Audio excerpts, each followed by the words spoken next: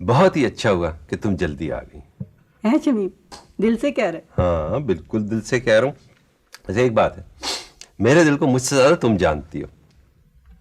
इसीलिए तो कभी कभी तुम्हारी बात पर यकीन करने को जी नहीं जाता। कैसी बातें करें। अच्छा ये बताओ, आज के मुतालिक तुम्हारा क्या ख्याल है? चलो ठीक, तुम कहते हो तो मैं मान लेती हूँ। वैसे शमीम एक बात बताऊं,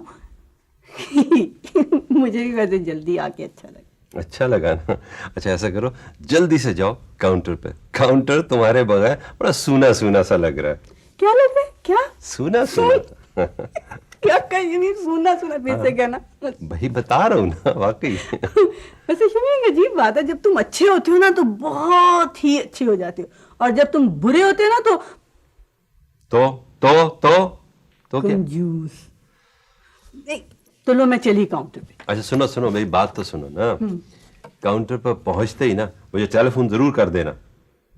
मैं? हाँ ये मैं तुम्हें टेलीफोन कर दूं काउंटर पे जाके? हाँ। या अल्लाह।